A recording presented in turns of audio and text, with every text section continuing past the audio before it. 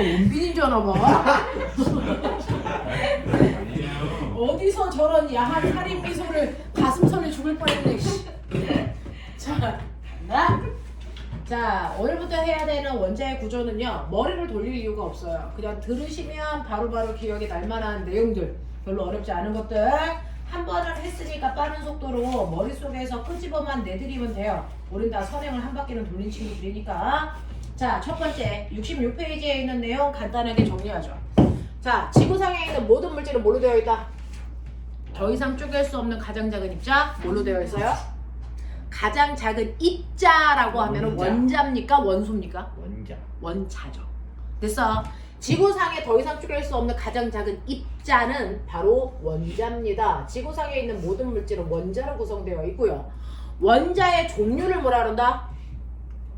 원소. 네, 이게 바로 원소입니다. 원자들의 종류를 원소라고 해서 100여 종류의 원소가 존재하는 거죠. 그래서 우리는 원자를 나타내는 기호가 아니고 원소를 나타내는 기호라서 원소기호 이렇게 하는 거야. 알겠어? 종류를 나타내는 기호입니다. 자, 그러면 이런 식으로 지구상에 있는 모든 물질은 더 이상 쪼갤 수 없는 가장 작은 입자 원자로 구성되어 있다라고 누가 얘기했니? 돌턴. 이거 생구라죠. 됐어. 가장 작은 입자가 원자가 아니더라. 됐어. 원자는 원자 속에 더 작은 입자가 들어있다라는 걸 발견하게 된 거죠. 몇 종류의 입자? 3개. 그렇죠. 원자의 중심에는요. 우리가 중심부를 원자 핵이라고 부르고요. 이 원자 핵 속에 두 종류의 입자가 들어있죠. 뭐 있어요? 플러스의 전기적 성질을 띠고 있는 누구와? 양성자와 전기적 성질을 띠고 있지 않은 애 누가 있다? 중성자가 들어있다. 됐어. 그리고 바깥쪽에는 원자핵 바깥쪽에는 마이너스의 성질을 띠고 있는 누가 있다? 전자가 들어있다. 그래서 원자는 지구상에서 가장 작은 입자가 아니고요. 됐죠? 물질 속에 원자보다 더 작은 세 종류의 입자가 사실은 들어가 있죠. 자, 이거를 돌턴 당시에는 알았다 몰랐다? 몰랐다. 그렇다면 어떻게 알게 됐다? 하나하나를 과학자들이 발견하게 됐다. 됐어? 네. 그러면 화학사 중에서 이걸 발견하는 순서, 그걸 어떻게 발견했는지, 발견한 과학자는 누군지 이게 시험에 나오겠다는 거죠. 됐어? 이게 111페이지까지의 내용입니다. 자, 그럼 첫 번째, 여러분들이 이렇게 지구상에 있는 모든 물질은 더 이상 쪼갤 수 없는 가장 작은 입자로 되어 있다는 구라친 사람 돌턴. 됐어? 얘는 그래서 원자는 속이 비어있는 구의 형태여야 돼 라고 생각한 거죠. 됐죠? 자, 그랬다가 원자 안에 이 세 종류의 입자가 있다는 걸 한 명 한 명이 발견합니다. 가장 먼저 발견된 건 중성자. 전자. 가장 먼저 발견된 게 뭡니까? 전자입니다. 됐죠? 그러면 전자를 발견한 사람 누굽니까? 나부한지. 죽여버린 새끼들아. 톰슨. 와. 우와. 조합을 해보도록 하자. 가장 먼저 발견된 건 전자고요. 전자를 발견한 사람이 바로 톰슨이라고 하는 사람이죠. 이 톰슨이라는 사람은요. 금속 덩어리한테 뭘 쏘입니까? 엄청나게 센 빛을 쏘이죠. 그러면 빛을 먹고 안에 있던 전자가 뭐합니까? 탈출하는 거죠. 됐죠? 그래서 전자가 존재한다는 걸 최초로 실험해서 증명한 사람이죠. 자, 그러면 이 사람이 전자를 발견한 실험의 명칭이 있어요. 뭡니까? 금속. 전자찾기. 전자찾기. 알파 입자. 오. 아니야. 뭐야? 음극선. 이 음극선이 뭐야? 전자를 부르는 말이야. 됐어? 음극선 뭡니까? 실험을 한 거죠. 음극선 산란 실험을 한 겁니다. 자, 음극선 실험을 했다. 이렇게 기억하시면 돼요. 됐죠? 그래서 전자 발견하는 실험을 우리가 음극선 실험이라고 한다. 자, 이 음극선 실험을 한 사람이 최초로 톰슨이라서, 톰슨은 결과적으로 얘기하면 원자 속에는 뭐가 들어있다? 마이너스의 성격을 띠는 전자가 이렇게 불규칙하게 박혀있다 이렇게 생각했죠. 됐죠? 네. 그러면 첫 번째, 전자를 발견하는 이 실험. 됐죠? 이렇게 했는데, 자, 이 실험을 통해서 튀어나온 전자가 눈에 보일까? 절대 보이지 않겠죠. 그러면 전자라고 하는 아이가 튀어나왔다는 거 확인하는 방법이 있었겠죠. 음극선 실험 과정 기억하셔야죠. 여기서 빛을 쏘이면 전자라는 아이가 튕겨 나올 거야. 눈에 보이진 않지만 튕겨 나올 거란 말이죠. 그러면 걔가 어떤 성격을 가지고 있는지 확인하기 위해서 튕겨나온 전자가 밖으로 튕겨나가지 않게 이렇게 막으시오요. 그리고 안쪽에는 형광물질을 바릅니다. 그러면 전자는 눈에 보이지 않지만 와서 부딪히면 부딪히는 곳에 빛이 나오니까 여기에 뭔가 부딪혔구나 라고 하는 걸 확인하기 위해서 안쪽에 형광물질을 발라요. 됐죠? 자, 그래놓고 첫 번째 궁금한 거 있어요. 자, 전자는 정말 마이너스 극을 띠고 있는 게 맞아? 이거 확인해야죠. 그럼 어떻게 쓸까요? 한쪽은 플러스 극을, 한쪽은 마이너스 극을 걸어요. 그러면 여기서 튕겨나온 전자는 마이너스 극을 띠고 있기 때문에 어느 쪽으로 끌려가니?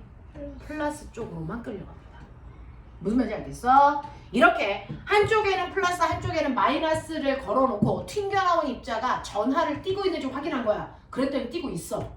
맞아? 그것도 무슨 극을 띠고 있어? 마이너스 극을 띠고 있기 때문에 플러스 쪽으로만 가서 부딪힌다. 알겠습니까? 그래서 음극선 실험을 통해서 첫 번째 알게 된 게 튀어나온 입자는 마이너스 전하를 띠고 있다는 걸 확인했다. 알겠습니까? 두 번째로 가죠. 자, 그러면 여기서 튕겨나온 게 빛과 같은 현상일까? 아니면 물질일까? 이게 궁금한 거죠. 자, 현상인지 물질인지 구분하는 가장 극단적인 방법. 질량의 유무를 확인하면 돼요. 됐어? 그래서 여기서 뭔가가 튕겨나오는데, 됐죠? 튕겨나온다는 건 속력이 있다는 얘기야. 그러면 질량을 가지고 있다면 운동에너지가 있을 거야. 질량이 없다면 운동에너지는 존재하지 않아. 그치? 빛은 튕겨나오죠. 하지만 빛은 운동에너지가 있니 없니? 없어요. 질량이 없기 때문이에요. 됐어? 그래서 운동에너지가 있냐 없냐로 여기서 튕겨나온 전자가 물질인지 아닌지를 판단할 거야. 근데 그 운동에너지 어떻게 확인해? 여기에 바람개비를 놨었어. 자, 전자가 튕겨나왔을 때 운동에너지가 있다면 그 운동에너지만큼 바람개비 날개를 돌리는 일할 수 있다. 에너지는 일할 수 있는 능력이니까. 근데 만약에 이게 질량이 없다면, 현상이라면 바람개비 날개 돌릴 수 있다 없다? 없다라는 겁니다. 됐죠? 그래서 앞에 바람개비 날개를 갖다 댔더니 결국은 얘가 돌았다 안 돌았다? 돌았다. 그러니까 전자라는 아이는 질량을 가지고 있는 입자이다. 알겠습니까? 그래서 두 번째로 이 아이가 입자라고 하는 입자성을 바람개비 날개가 돌아가는 걸로 확인할 수 있었다. 알겠습니까? 이 얘기예요. 세 번째는요. 그러면 여기서 튕겨나온 전자는요. 튕겨나와서 이동 경로가 어때요? 직진일까요? 아니면 파동처럼 곡선을 그릴까요? 난 그게 궁금한 거지. 그래서 어떻게 합니까? 여기에다가 특수한 모양을 띠고 있는 아이를 이렇게 놓쳐. 그래놓고 반대편에 형광물질을 발라요. 만약에 직진만 한다면 여기에 방해물질 때문에 얘가 있는 곳에는 와서 부딪힐 수가 있다 없다? 반대쪽에 부딪힐 수가 없겠죠. 근데 만약에 직진하지 않고 파동성을 띠고 있어서 막 이런 식으로 한다면, 됐죠? 뒤쪽에도 와서 부딪히는 애가 존재하겠죠. 결론, 부딪히는 애가 있다 없다? 있다 없다? 없다. 그래서 튕겨나온 전자는 직진으로 가려는 성질을 우리가 확인할 수 있다. 그래서 전자는 직진한다 이러는 거죠. 자, 이게 바로 그림자가 지는 현상으로 확인할 수 있었다는 거죠. 됐어? 그래서 이 세 가지 성질을 가지고 있는 입자가 원자 속에 있는데 나는 그 아이를 전자라고 부를 거야 라는 얘기를 톰슨이 했다는 얘기죠. 그래서 전자를 발견한 사람이 톰슨. 그래서 톰슨은 이렇게 원자에 전자라고 하는 마이너스 전기를 띤 입자들이 박혀있다라고 생각했는데, 됐어? 이게 톰슨의 모형은 아니죠. 왜? 원자는 정기적으로 뭐여야 되니? 중성이어야죠. 근데 마이너스 전기를 띠고 있는 전자만 존재한다면 모든 원자는 다 마이너스 극을 띠고 있었어야 돼. 근데 얘는 중성이어야 된다는 거죠. 그러면 어때야 된다? 자기가 발견하지 못했지만 사실은 이 안에 뭐가 있다? 플러스 전기를 띠고 있는 입자들도 똑같은 세기만큼 박혀있다 라고 얘기한 거예요. 무슨 말인지 알죠? 그래서 톰슨이 발견한 건 전자이다. 하지만 원자가 정기적으로 중성이기 때문에 그 안에 플러스 전하를 띠고 있는 입자들도 존재한다라는 건 확인했다. 됐어? 네, 생각했다. 단지 입자가 있는지만 확인을 못한 것 뿐이다. 그래서 이런 식으로 플러스와 마이너스가 군데군데 마치 빵에 건포도처럼 박혀있는 걸 우리는 이거를 푸딩 모형이라고 한다. 됐어? 푸딩 모형을 그려놓은 사람이 바로 톰슨입니다. 푸딩 모형을 그려놓은 사람이 바로 톰슨입니다. 알겠죠? 자, 그 다음에 세 번째. 자, 그렇다면 전자 발견했어. 됐죠? 톰슨이 발견해서 가장 처음. 그 다음에 발견할 건 뭘까요? 중성자. 톰슨이 플러스의 입자가 군데군데 있다고 했죠. 근데 발견을 못했죠. 그러면 그 다음에 과학자는 그럼 저거 있나? 내가 확인해야지. 당연히 하겠죠. 누가? 나 뭐지? 러더퍼드. 러더퍼드. 아니 저를 쳐다보셨잖아요. 내 잘못이야? 러더퍼드. 자, 러더퍼드는요 뭐라고 생각했는지 아세요? 만약에 플러스도 이렇게 박혀있다면 똑같이 빛을 쐈을 때 얘가 튀어나오는데 얘는 왜 못 튀어나와? 얘도 나와야지. 근데 얘는 안 나왔잖아. 그럼 그걸 어떻게 설명할래? 얘는 원자의 중심에 커다랗게 질량이 큰 무거운 입자로 되어 있어서 웬만한 빛 에너지로 얘가 튀어나올 수 있다 없다? 없다 라고 얘기했어. 그래서 플러스라는 입자가 마이너스처럼 군데군데 이렇게 흩어져 있는 게 아니고요. 얘네들이 모여 됐어? 중심에 모여 있고 질량이 엄청나게 클 거다. 그래서 웬만한 빛 에너지로는 이 아이를 탈출시킬 수가 없었을 거다. 그리고 바깥쪽에 전자가 이렇게 군데군데 흩어져 있어서 얘네들만 나온 거다. 이렇게 생각한 거죠.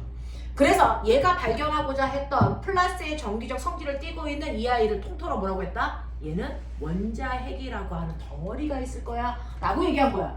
됐어? 그래서 러더퍼드가 발견한 건 양성자도 중성자도 아니고 원자핵의 유무를 확인하는 실험을 한 거예요.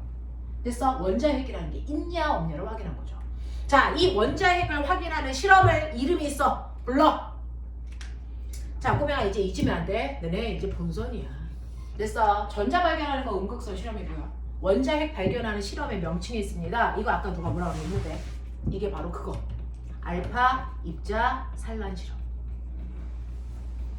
요거 한 거죠. 됐어? 이게 바로 원자핵의 유무를 확인하는 실험이고요. 이때 알파 입자라는 이 입자는 뭐니? 러더퍼드가 쏜. 됐어? 미지의 물질이죠? 근데 그 미지의 물질을 우리는 알고 있죠? 원자핵을 발견하기 위해서 레이저 총처럼 만들어 놓은 총에서 튕겨나가는 총알. 그걸 알파 입자라고 했는데 얘가 실제로 뭐다? 헬륨 양이온을 쏜 거야. 알겠어요? 그 당시에는 헬륨 양이온이라는 아이가 나가는지 몰랐어. 그냥 쏜 거야. 그래서 네, 근데 우리 지금 합니다. 헬륨 양이온을 쏩니다. 자, 근데 어떻게 해서 쏜 거냐? 어떻게 해서 원자핵을 발견할 수 있었냐? 라고 하는데 실제로 모든 물질 속에 이렇게 중심에 플러스 전기를 띠고 있는 원자핵이 존재할 거다. 그래서 얘는 금속을, 아까 톰슨은 금속 덩어리, 얘는 금속을 최대한 얇게 펼쳐. 그걸 뭐라 그래? 금속박. 알겠어? 금속박 상태로 금속을 만들면 원자들이 겹치지 않게 최대한 얇게 폈기 때문에 원자핵도 겹치지 않아요. 그래서 원자핵이 겹치지 않게 하기 위해서 금속을 최대한 얇게 핀다. 금속박 상태로 만든다. 자, 그리고 나서 여기에서 알파 입자를 쏠 건데 얘가 밖으로 튕겨나가지 못하게 얘도 형광물질을 박아놓은 막을 씌운다. 그리고 앞에서 알파 입자를 장착한 레이저 총을 쏜다라는 겁니다. 됐죠? 위에서부터 아래까지 레이저 총알을 드르르르 100발 쏘는 거야. 됐어? 자, 훑으면서 100발을 쭉 쏩니다. 자, 그랬을 때 그 100발이 금속박을 통과해서 반대편에 부딪히겠죠. 됐죠? 몇 개? 전체 쏜 100발 중에서요 90발이 그냥 반대편에 와서 부딪힙니다. 되겠어? 여기 맞았는데 금속박에? 그러면 튀겨나가야 되는 거 아니야? 그냥 왜 통과해? 결론 뭐다? 어떤 방해도 받지 않고 그냥 통과해서 오더라. 이걸 통해서 러더퍼드가 내린 결론, 원자는 대부분 뭐니? 빈 공간으로 되어 있기 때문에 통과할 수 있었던 거야. 됐어? 그럼 원자는 대부분 빈 공간이라는 얘기는 뭐야? 내가 발견하고자 하는 원자핵이 없다는 얘기야? 다시 얘기해. 그런 얘기야. 원자핵의 크기는 대단히 뭐하다? 그렇죠. 작다라는 겁니다. 원자핵의 크기가 엄청나게 작다라는 걸 확인한 실험이었어. 알겠습니까? 네. 그러면 A 와서 부딪힌 거 산란한 거니? 직진한 거죠. 이건 산란 위치가 아니야. 알겠어? 자, 그러면 100발 중에 90발은 여기에 와서 부딪혔어. 나머지 10발은 이라는 게 문제인 거죠. 됐죠? 드르륵 쏘는 와중에 그 중에서 서너 발이 어떻게 되냐면요. 됐죠? 서너 발이요. 이렇게 엄청나게 작은 원자 핵이지만 정통으로 부딪히는 아이가 존재합니다. 됐죠? 존재하기 때문에 실제로 가다 보면 얘랑 정통으로 부딪히는 아이가 존재하죠? 자, 그랬을 때 선생님하고 칠판하고 부딪혀요. 누가 튕겨나가니? 선생님 튕겨나가죠? 이유가 뭘까요? 가벼워. 맞아요. 내가 가벼워. 알겠어? 이게 증명이 되는 거야. 알겠니? 서로 다른 두 물질이 부딪혔을 때요. 튕겨 나가는 물질이 가벼운 물질이고 버티는 물질이 질량이 큰 물질입니다. 그러면 알파 입자라는 헬륨 양이온하고요. 원자 핵 중에서 누가 더 질량이 크냐? 알파 입자가 튕겨 나갔다는 거죠. 됐죠? 그러면 헬륨 양이온이 훨씬 더 가볍고 원자 핵은 질량이 대단히 뭐하다? 크다라는 걸 확인할 수 있죠. 자, 그래서 여기에서 이런 식으로 쏘니까 정통으로 부딪혀서 반대쪽으로 튕겨 나가는 아이들이 서너 발이 생겼다는 거죠. 여기가 B 위치. 우리는 이 B 위치를 통해서 됐죠? 원자 핵의 질량이 엄청나게 크다라는 걸 확인할 수 있다. 알겠습니까? 첫 번째 걸 통해서는 원자 핵의 크기, 부피가 대단히 작다라는 걸 확인했고 질량은 엄청나게 크고 그러면 결론 원자 핵의 밀도는 대단히 크다. 왜? 밀도는 부피분의 질량이죠. 부피는 작은데 질량이 크죠. 그럼 밀도가 크다는 얘기죠. 원자 핵의 밀도는 커요. 원자의 밀도는 작다. 그건 엄청나게 작죠. 왜? 원자의 대부분은 빈 공간이니까. 알겠습니까? 이런 얘기 되겠죠? 자, 그 다음에 나머지 됐어. 6, 7발은 어떻습니까? 라고 하면 6, 7발은요 그 작은 원자에게 부딪히는 아이도 있지만 사실은 깻잎 한 장 차이로 스쳐 지나가는 아이들도 있겠죠? 됐죠? 근데 이 스쳐 지나가는 아이들이 100% 뭐하더라? 스치면서 바깥으로 밀리더라. 됐죠? 자, 그래서 이렇게 스쳐 지나가는 아이들이요 100% 바깥쪽으로 밀리지 끌려가는 아이들은 존재하지 않아요. 바깥쪽으로 다 밀립니다. 왜 그럴까요? 그러죠. 실제로 내가 쏜 원자 핵이랑 내가 쏜 헬륨 양이온이 플러스 전기를 띠고 있는데 원자 핵이랑 만나서 바깥쪽으로 밀렸다는 건 원자 핵도 뭘 띠고 있다? 플러스 전기를 띠고 있다는 얘기입니다. 그래서 우리는 세 번째 위치를 통해서 내가 발견하고자 했던 그 새끼 원자 핵이 네 플러스 전기를 띠고 있는 게 맞아라는 걸 증명하게 된 거죠. 됐죠? 그래서 얘는 이 자체로 원자 핵이라는 게 원자 속에 존재한다. 이런 성격을 가지고 있다. 이걸 발견한 사람이 러더퍼드입니다. 됐죠? 자, 그리고 나서 러더퍼드의 제자인 누가 체드윅 같은 사람들이 사실은 원자 핵 속에는 플러스 전기를 실제로 띠고 있는 양성자와 전기적 성질을 띠고 있지 않은 중성자라는 게 존재하는 공간일 뿐이야 라고 하는 걸 알아냈단 말이죠. 자, 거기까지를 러더퍼드의 업적으로 그냥 넣어버려. 그래서 러더퍼드는 원자 핵을 발견했지만 그 안에 양성자와 중성자가 있다는 것까지도 러더퍼드의 시대에 다 발견됐습니다. 그래서 원자의 구조, 이 두 사람을 통해서 만들어지는 원자의 구조는 원자 핵에는 양성자와 중성자가 존재하는 원자 핵이 있고 바깥쪽에는 전기적 성질인 마이너스를 띠는 전자가 존재하는 이 모양이 만들어진 거야. 되겠어? 여기까지는 알겠어? 자, 그럼 이제 제가 물어볼게요. 이 두 개의 시험 중에서. 자, 이 실험을 각각 누구로 했다고 칠까요? 원자번호 11번이 나트륨으로 했다고 치자. 그러면 이거를 원자번호 20번이 칼슘으로 해도 무방하죠. 어차피 금속이니까. 맞아? 자, 그러면 이걸로 바꿨을 때 얘네들의 실험 결과 중에 달라지는 아이들은 뭘까?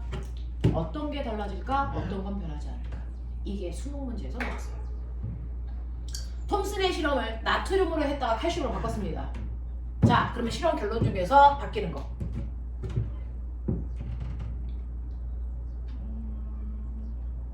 바뀌는 거. 있어요. 절대 존재하지 않습니다. 나트륨에 있는 전자도 칼슘에 있는 전자는 똑같습니다. 무슨 말인지 알죠? 똑같이 질량을 가지고 있고 마이너스 전기를 띠고 있고 직진하기 때문에 어느 금속을 이용했던지 톰슨의 전자 발견 실험에는 변화되는 결과가 존재하지 않습니다. 됐죠? 러더퍼드 실험.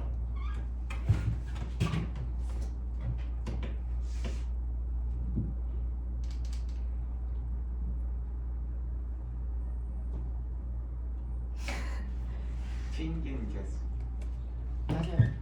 얘네들은 변화되는 게 존재합니다. 실제로 양성자가 11개 있을 때보다 양성자가 20개 있을 때 전기력이 훨씬 더 세겠죠. 그러면 바깥쪽으로 밀릴 때 밀리는 각도가 더 커지겠죠. 그리고 양성자가 11개보다 양성자가 20개 있을 때 원자의 핵이 훨씬 더 뭐 하겠습니까? 조금이라도 더 크겠죠. 그러면 튕겨나가는 됐죠. 알파 입자의 개수가 훨씬 더 많겠죠. 그래서 이런 것들이 달라집니다. 그래서 금속의 종류가 달라지면 러더퍼드의 실험의 결과는 됐죠. 내 각도라든가 이런 것들은 변할 수 있습니다.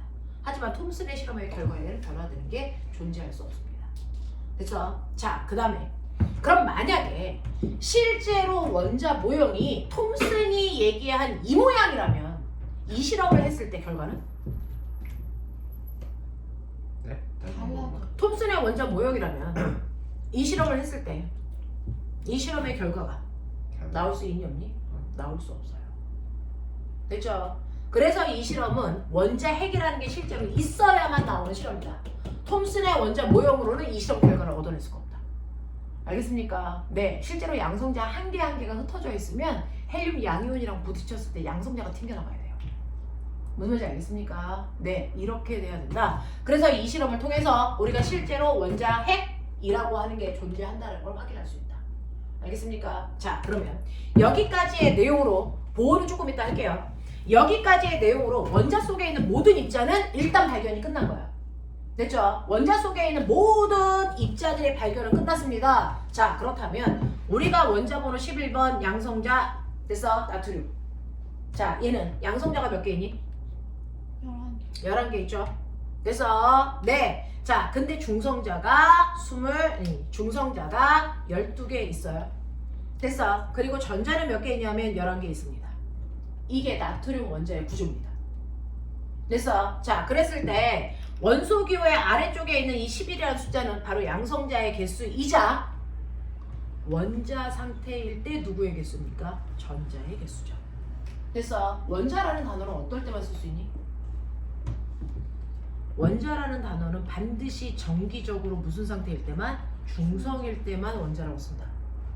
중성이 아니면 원자라고 쓸 수 없죠. 그때부터 우리가 뭐라고 씁니까? 이온. 이온이라고 씁니다. 그러니까 원자라고 써 있다면 이 새끼는 무조건 중성이네. 양성자와 전자의 개수는 무조건 같아야 되네.